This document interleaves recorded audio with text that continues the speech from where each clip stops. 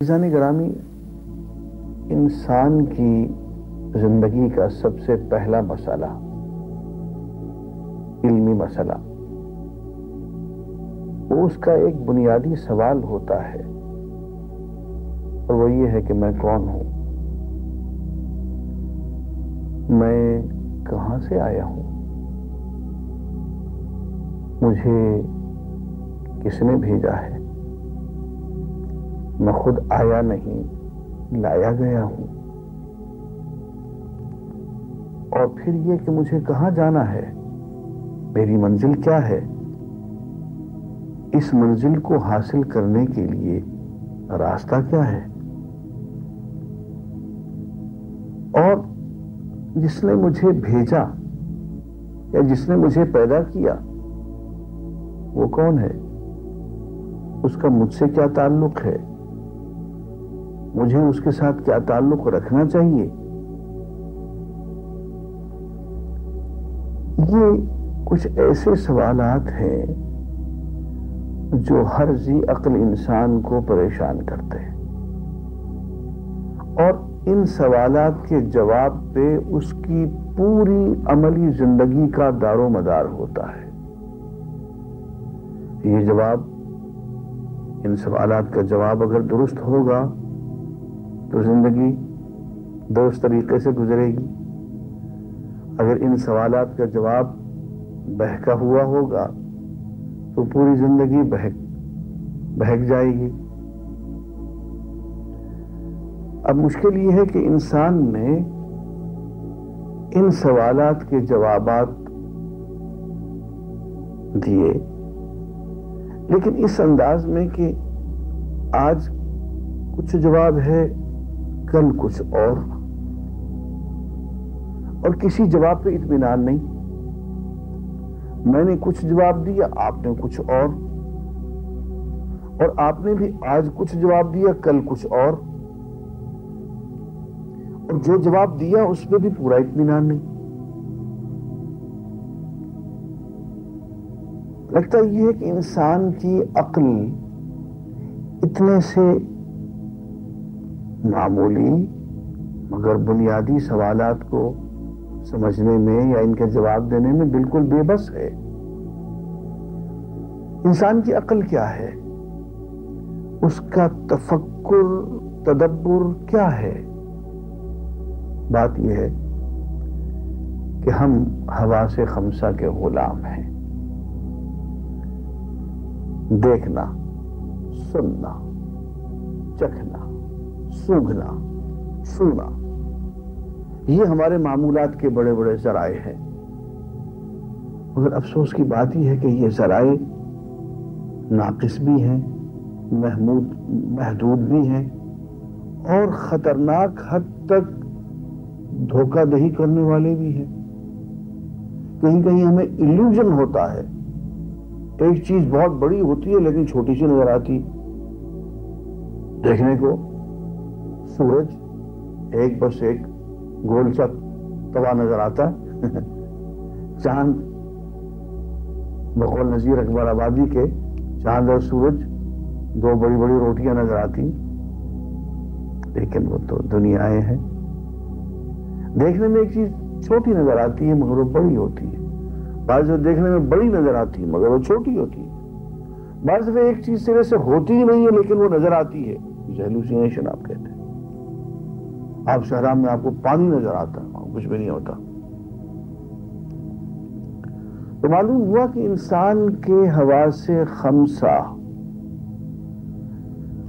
جو معلومات دیتی ہیں وہ معلومات درست نہیں ہوتی، محدود ہوتی ہیں۔ پہلے تو ایک حد تک میں سن سکتا ہوں، ایک فاصلے تک، اس سے آگے میری قوت سماعت کام نہیں کرتی۔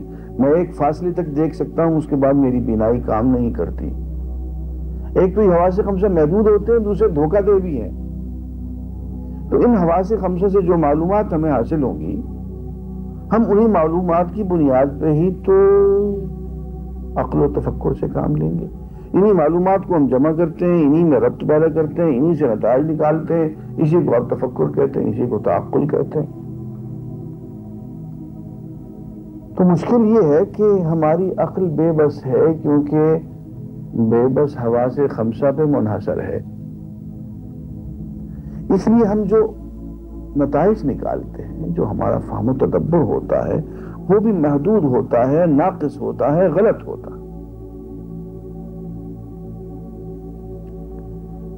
اس موقع پہ ہماری دستگیری کو اللہ کی وحی آتی ہے، اللہ کا نبی آتا ہے. اور ان تمام بنیادی سوالات جو میں نے بھی عرض کیا کہ میں کون ہوں، کہاں سے آیا ہوں، مجھے کس نے بھیجا، مجھے کہاں جانا ہے، میری منزل کیا ہے، میری منزل کہیں اسی دنیا تک محدود ہے یا سرحد ادراک کے اس پار بھی ہے. ان تمام سوالات کے جوابات جب عقل بے بس ہو جاتی ہے تو اللہ کا نبی آ کے دیتا ہے.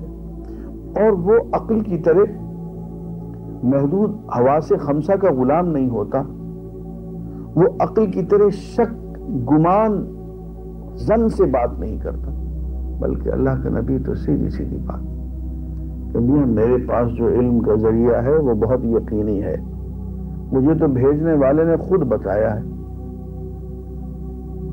میں اس سے ہم کلام ہوتا ہوں، اس نے یہ معلومات مجھے سیدھے سیدھے طریقے سے پورے تیقن کے ساتھ دیے، کوئی غلطی کا امکان نہیں ہے. اور یہی وجہ ہے کہ وہ لوگ جو کہ صرف عقل پہ بھروسہ کرتے ہیں، ان کی سوچ، ان کا اسلوب، ان کا انداز، ان کی زندگی گزارنے کا طریقہ، ان کی ہر چیز بالکل الگ ہوتی ہے. اس کے برعکس وہ لوگ جو انبیاء ہوتے ہیں، جو وحی کے ذریعے ہمیں تعلیم دیتے ہیں، ان کی زندگی، ان کی سوچ، ہر چیز بالکل الگ ہوتی ہے. وہ لوگ جو صرف عقل کے بھروسے چلتے ہیں، میں نے عرض کیا کہ وہ اپنی بات پہ بھی بھروسہ نہیں کرتے، ان کی ہر گفتگو شک، ریب کا شکار ہوتی ہے. آج کچھ کہتے ہیں، کل کچھ کہتے ہیں. اس کا نتیجہ یہ ہوتا ہے کہ وہ کبھی کسی بات پہ عمل نہیں کرتے، اس لیے کہ اپنے کہے پہ یقین نہیں ہوتا، اپنی سوچ پہ، اپنے نظریے پہ، اپنے افکار پہ یقین نہیں ہوتا، صرف گمان ہوتا ہے، اندازہ ہوتا ہے، شک میں مبتلا ہوتے ہیں. اس لیے عمل کی دولت سے بے نصیب ہوتے ہیں. عمل کا تعلق تو یقین سے ہے. تو پہلی بات یہ کہ شک میں مبتلا، آج کچھ کہا، کل کچھ کہا، اور عمل کسی پہ کچھ نہیں، کردار کی ناپختگی، اور کسی سے وفا نہیں، نہ اس سے نہ اس سے. اور یہ لوگ جو محض عقل کے سہارے جیتے ہیں، ان میں کبھی آپس میں اتفاق نہیں ہوتا. فلسفی ہوں، مفکر ہوں، وہ شخص کچھ کہہ رہا ہے، وہ شخص کچھ کہہ رہا ہے، وہ شخص کچھ کہہ رہا ہے، ایک ہی گھر میں رہ رہے لیکن بات پہ کوئی اتفاق نہیں ہے.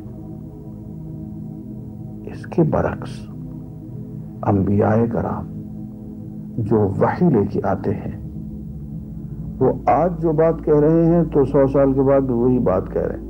ان کی بات میں کہیں شک نہیں ہوتا ہے، گمان نہیں ہوتا ہے، ظن نہیں ہوتا ہے، اٹکل پچو نہیں ہوتا ہے، بلکہ جو بات کہتے ہیں صحیح اللہ کی دی ہوئی معلومات کی بنیاد پہ کہتے ہیں. اور ایک بات آج کہی تو کل بھی وہی بات. اور پھر بڑے مزے کی بات، ایک نبی عرب میں آیا ہے، ایک نبی عراق میں آیا، ایک مصر میں آیا، وہ 1000 میل ادھر ہے، وہ 2000 میل ادھر ہے، وہ 2000 سال پہلے آیا، وہ 3000 سال بعد میں آیا. بات سب کی ایک، افکار سب کے ایک، عقائد سب کے ایک، ہزارہ سال کا فاصلہ، ہزارہ میلوں کا فاصلہ، لیکن بات سب کی ایک، متفق الخیال. پتہ چلتا ہے کہ ان سب کو ایک ہی ذات میں بھیجا، اور پھر جو کہتے ہیں اس کو کر کے دکھا دیتے ہیں. پوری کی پوری زندگی کردار کی پختگی کی علامت، سمبل آف کیریکٹر. اور پھر مزے کی بات یہ ہے کہ دنیا میں آپ کہیں بھی چلے جائیے، اس لیے کہ دنیا کا کوئی خطہ ایسا نہیں ہے جہاں کوئی نہ کوئی نبی نہ آیا ہو. وَإِن مِّن أُمَّةٍ إِلَّا خَلَا فِيهَا نَذِيرٌ. کوئی بھی امت، کوئی بھی قوم ایسی نہیں آئی جس میں اللہ نے اپنا نبی ڈرانے والا نہ بھیجا ہو۔ دنیا میں آپ کہیں بھی چلے جائیں، کہیں آپ کو صدق کی، اخلاق کی، امانت کی، دیانت کی، ایتھکس کی، انسانیت کی، باہم پیار محبت کی بات کہیں آپ کو اگر ملے گی تو اس کا آپ اگر سورس ڈھونڈیں گے کہ یہ کہاں سے آئی تو پتہ چلے گا کہ کہیں کوئی نبی بیٹھا ہوا ہے۔ ہر اخلاق کی بات کا، ہر خوبی کا، ہر حسن کا، ہر کمال و جمال کا مصدر و منبع جب بھی آپ ڈھونڈیں گے تو کوئی نہ کوئی نبی آپ کو ملے گا۔ عزیزان گرامی، پتہ یہ چلا کہ انسان اپنی عقل کے بھروسے پہ، حواس خمسہ کے بھروسے پہ، اپنے ظن و گمان کے بھروسے پہ اگر جیے تو وہ بھٹکا ہوا ہے، وہ بے عمل ہے، وہ بے کردار ہے، وہ بے اخلاق ہے، وہ بے یقین ہے۔ وہ ذات گرامی جو انسان کو علم اور یقینی علم اور ایمان اور پھر عمل اور پھر پختگی کردار اور اخلاق اور روحانیت اور انسانیت کی محبت عطا کرتی ہے، وہ نبی کی ذات ہوتی ہے۔ اس اعتبار سے دیکھا جائے تو انسان کی سب سے بڑی ضرورت، سب سے اہم ضرورت اللہ کا نبی ہوتا۔ یہی وجہ ہے کہ اللہ تعالیٰ نے ہم پہ احسانات تو بہت سے کیے ہیں، لیکن جس احسان کا خاص طور پہ ذکر کر کے وہ احسان ہم پہ جتایا ہے وہ نبی کی بعثت ہے صلی اللہ علیہ وسلم۔ قد من اللہ علی المؤمنین اذ بعث فیہم رسولا، اللہ نے مومنین پہ احسان کیا ہے جب ان میں ان سے ایک رسول بھیجا۔ تو رسول کی بعثت اللہ کا بہت بڑا احسان ہوتی ہے، اس لیے کہ رسول کے راستے سے انسان اللہ سے واصل ہو جاتا ہے، اللہ سے ہم کلام ہو جاتا ہے، اللہ کے پیغام کو، پیغام کو، تعلیم کو، نامہ کو وصول کرتا ہے، قبول کرتا ہے، اپناتا ہے، اس پہ عمل کرتا ہے۔ عزیزان گرامی، نبوت کا اہم فائدہ یہ ہے کہ انسان جو تشکیک میں اور لا ادریت میں مبتلا تھا اس کو یقین کی دولت مل گئی، اب اس کے سامنے واضح منزل ہے، اس منزل تک پہنچنے کا راستہ ہے، طریق ہے، اس کو وہ اپناتا ہے، اور اس منزل تک پہنچنے کے لیے وہ ہر قربانی کرنے کو تیار ہے، اوروں کو ساتھ لے جانے کو تیار ہے، اوروں کے ساتھ محبت کر رہا ہے، ان کے لیے بھی قربانی کر رہا ہے۔ اس اعتبار سے نبوت انسان کی سب سے بڑی ضرورت ہے۔ اللہ تعالیٰ نے اس ضرورت کو پورا کیا۔ میں نے عرض کیا تھا کہ جس طرح سے اس دنیا میں بے شمار نعمتیں ہیں انسان کے جسم کے لیے، کھانے کی بے شمار نعمتیں، لباس ہزاروں طرح کے، مکانات سینکڑوں طرح کے، لیکن انسان صرف جسم ہی تو نہیں ہے، جسم تو سواری ہے، اصل سوار تو روح ہے، جسم تو لباس ہے، اصل تو انسان کی روح ہے۔ تو وہ ذات جس نے جسمانی نعمتیں بے حد و حساب بنائی، تو کیا روحانی نعمتوں کو سمجھانے اور سجھانے کے لیے اس نے کوئی بندوبست نہیں کیا ہوگا؟ روحانی نعمتوں کو سجھانے کے لیے اس نے اللہ کے نبی بھیجے۔ مسند احمد میں ایک حدیث ہے، اس میں یہ ارشاد ہے کہ حضور اکرم صلی اللہ علیہ وسلم نے ارشاد فرمایا کہ اللہ تعالیٰ نے اس دنیا میں 1,24,000 کے قریب انبیاء بھیجے، 315 رسول بھیجے۔ رسول وہ ہوتے ہیں جو کتاب لے کے آئیں، مصحف، ان میں سے 25 کا ذکر قرآن مجید میں ہے، اور پھر ان میں سے 5 اولو العزم ہیں، حضرت نوح، حضرت ابراہیم، حضرت موسیٰ، حضرت عیسیٰ اور حضور اکرم علیہ صلوات اللہ تعالی اجمعین۔ یہ اولو العزم رسول ہے، اور ان میں ایک حضور اکرم صلی اللہ علیہ وسلم ہے جو خاتم النبیین ہے، افضل البشر ہے اور سید ولد آدم ہے۔ عزیزان گرامی، یہ جتنے انبیاء ہیں یہ سب راستے ہیں اس منزل کی طرف جسے ہم اللہ کہتے ہیں۔ اللہ کی ذات گرامی منزل ہے اور نبی کی ذات گرامی اس منزل کو راستہ ہے۔ مجھے کسی نے پوچھا کہ کس سے زیادہ محبت کی جائے، اللہ سے یا نبی سے؟ میں نے کہا اللہ کے بندے، دونوں میں فرق کیسے کرے گا؟ منزل کی طرف دھیان دے گا تو راستے کی طرف دھیان خود بخود ہو جائے گا، راستے کو زیادہ دھیان دے گا تو منزل کی طرف خود بخود لپکے گا۔ ان دونوں میں کہاں فرق کر سکتے ہو؟ یہ دونوں کی محبت ایک ہی چیز کی محبت ہے۔ راستے کی محبت منزل کو پہنچاتی ہے، منزل کی محبت راستے پہ چلاتی ہے۔ قرآن مجید میں کہا گیا قل ان کنتم تحبون اللہ فاتبعونی یحببکم اللہ۔ اے نبی ان سے کہہ دو اگر تم سچ مچ اللہ سے محبت کرتے ہو فاتبعونی، میرا اتباع کرو، میرے پیچھے پیچھے چلے آؤ، میرے نقش قدم پہ چلو، میری پوری زندگی کو اختیار کر لو، میری ناپسند کو ناپسند بنا دو، میری پسند کو پسند بنا لو، میری ایک ایک ادا پہ مر مٹو، میری پوری زندگی کو اختیار کر لو، تو اللہ بھی تم سے پیار کرے گا۔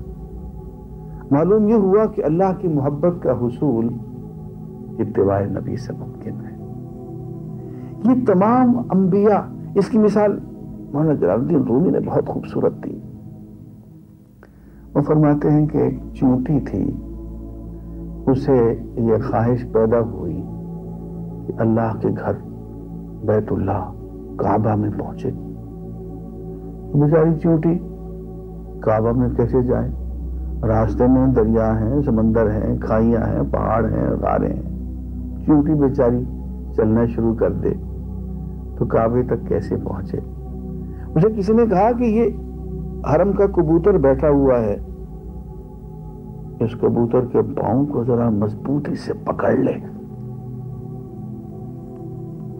تو جو ہی حرم کے کبوتر نے پرواز کی اور وہ حرم پہ جا کے بیٹھا، چونٹی بھی حرم میں پہنچ گئی۔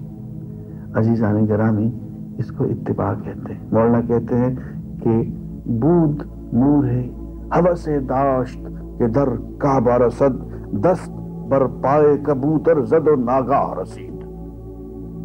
چونٹی تھی، دل میں خواہش پیدا ہوئی کہ کعبے میں پہنچے، حرم کے کبوتر کے پاؤں کو اس نے مضبوطی سے تھام لیا اور ناگاہ بیت اللہ میں پہنچ گئی۔ اسے اتباع کہتے ہیں کہ عقل قرما کن بپیش مصطفیٰ، اپنی پوری زندگی کو، اپنی سوچ کو، فکر کو، جذبات کو محمد الرسول اللہ صلی اللہ علیہ وسلم کے قدموں میں ڈھیر کر دو۔ اپنی ذات کو حضور کی ذات میں فنا کر دو۔ حضور اکرم صلی اللہ علیہ وسلم کی زندگی کو اپنی پوری زندگی پہ حاوی اور محیط کر لو۔ اسے اتباع کہتے ہیں، اور یہ اتباع اللہ تک پہنچنے کا راستہ ہے۔ میں عرض کر رہا تھا عزیزان گرامی کہ یہ جتنے بھی انبیاء ہیں یہ راستے ہیں اللہ تک پہنچنے کے۔ یہ حرم کے کبوتر ہیں حرم تک پہنچانے والے، ایک ہی اڑان میں حرم،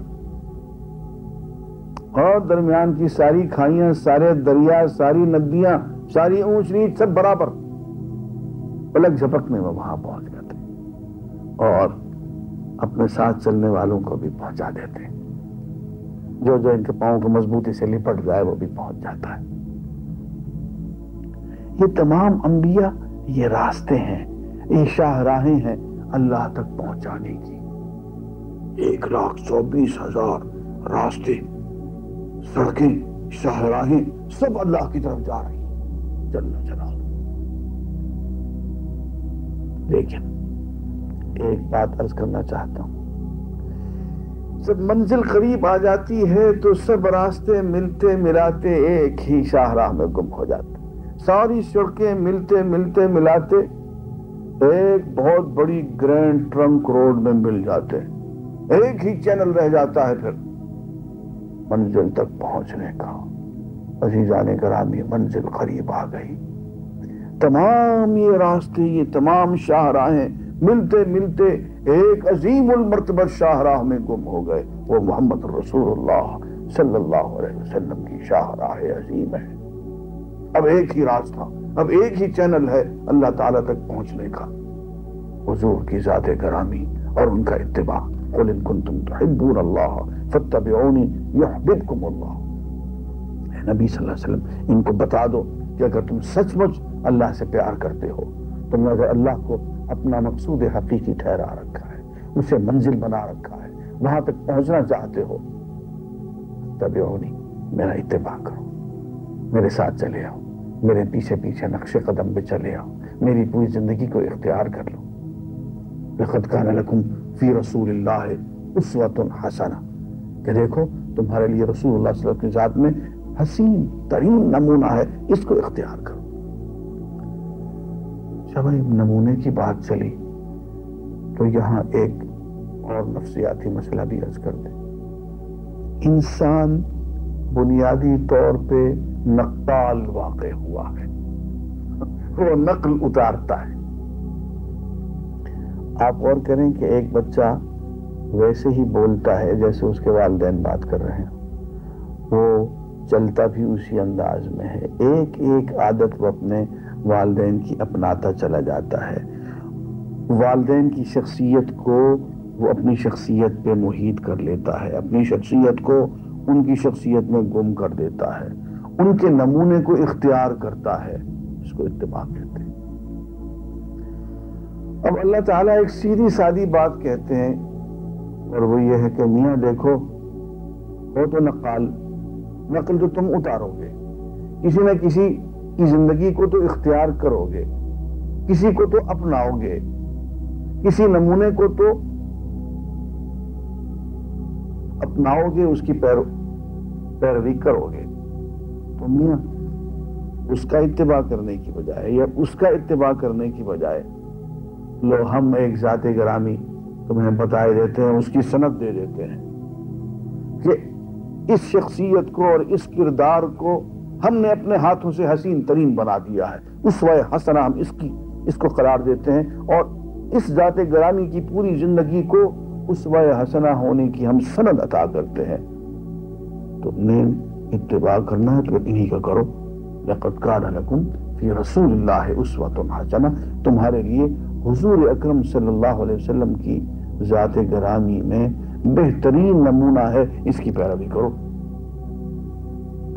یہاں پہ میں کروٹ سی مثال عرض کیا کرتا ہوں، وہ یہ ہے کہ ہمیں کپڑے سلوانے ہوں تو ہم ایک سلا سلایا اپنا کرتا، شلوار اور واسکٹ جو بھی ہے ہم جا کے درجی کو دے دیتے ہیں، اور کپڑے کا تھان بھی دے دیتے ہیں۔ انہیں ایسے 3-4 جوڑے ہمیں بالکل ایسے ہی بازو ہوں، ایسے ہی بٹن ہوں، ایسے ہی کالر ہوں، یہی ناپ ہو، بالکل اتنی لمبائی، اتنی چوڑائی، سب کچھ یہی۔ ایک نمونہ ہم اس کو دے دیتے ہیں، ایک اسوہ اس کو دے دیتے ہیں کہ یہ دیکھو ہمیں اس طرح کا جوڑا چاہیے، ایسی قمیص، ایسا کرتا، ایسی ہی شلوار، ایسی ہی بو شرٹ، ایسی ہی واسکٹ، پینٹ، جو بھی ہے۔ اب درزی صاحب بہادر جو ہیں وہ ہمارے دیے ہوئے نمونے پہ تو سلائی نہیں فرماتے، اور اپنی مرضی سے اپنے ناپ کی اور اپنی لمبائی بھی اپنی مرضی کی اور چوڑائی بھی اپنی مرضی کی اور کاج بھی اپنی مرضی کی، کالر بھی اپنی مرضی کی، اپنی پسند کے وہ لا کے سی کے 5 جوڑے ہمارے سامنے پیش کرنے لے چاہیے۔ اب جو پہنتے ہیں تو قمیص یہاں پھنستی ہے، شلوار وہاں پھنستی ہے، ہم کہیں گے میاں بات سنو، جو ہم نے تمہیں نمونہ دیا تھا تم نے اس نمونے کے مطابق یہ کپڑے نہیں سیے ہیں، مہربانی کر کے یہ کپڑے تو اپنے واپس لے جاؤ، اور جو تھان ہم نے دیا تھا تمہیں کپڑوں کا وہ ہمیں لوٹا دو۔ عزیزان گرامی، آخرت میں بس یہی سوال جواب ہوگا۔ آخرت کا حساب صرف اتنا سا ہے کہ اے انسان، میں نے تجھے دنیا کی ہر نعمت بطور امانت کے دی تھی، عقل، جذبات، قوت، صلاحیتیں، سب، مال، اولاد، اقتدار، یہ ساری نعمتیں ہم نے تمہیں دی تھی، یہ کہہ کے کہ دیکھو ان ساری نعمتوں کو بالکل اس طرح سے استعمال کرنا ہے جیسے محمد الرسول اللہ صلی اللہ علیہ وسلم نے کر کے دکھایا، یہ نمونہ ہے۔ اقتدار میں آنا ہے تو اس طرح سے جیسے محمد الرسول اللہ ہے، اور اقتدار کو سنبھالنا ہے اور اس کو نبھانا ہے ہیڈ آف دی اسٹیٹ کی حیثیت سے تو ایسے جیسے محمد الرسول اللہ نے کر کے دکھایا۔ تاجر، استاد، ملازم، جو بھی کام کرتے ہو، والد، شوہر، ہمسایہ، دوست، محبوب، زندگی کا جو بھی رنگ، ہر طرح سے ہم نے یہ نمونہ تمہیں دیا ہے۔ ہر چیز میں تم کو یہ نمونہ اختیار کرنا تھا، جہاں جہاں تم نے یہ نمونہ اختیار کیا وہ تو ہے ٹھیک، اور باقی سب کو سب منہ پہ مار دیا جائے گا۔ اصل حساب اتنا ہے کہ کیا پوری کی پوری زندگی محمد رسول اللہ صلی اللہ علیہ وسلم کے دھب پہ گزار کے آئے ہو یا نہیں؟ یہی وہ بات ہے جسے علامہ رحمۃ اللہ علیہ کہتے ہیں کہ بمصطفیٰ برساں خیشرا دین ہم اوست اگر بہو نہ رسیدی۔ تمام بولا کہ اپنے آپ کو محمد رسول اللہ صلی اللہ علیہ وسلم تک پہنچا دو، ان کی زندگی کو اپنا لو، یہ دین ہم اوست کہ سارے کا سارا دین آپ کی ذات گرامی ہے، ان کا اتباع ہے۔ اگر حضور تک نہیں پہنچ پائے تو باقی سب بولہ بھی ہے۔ وآخر دعوانا الحمدللہ رب العالمین۔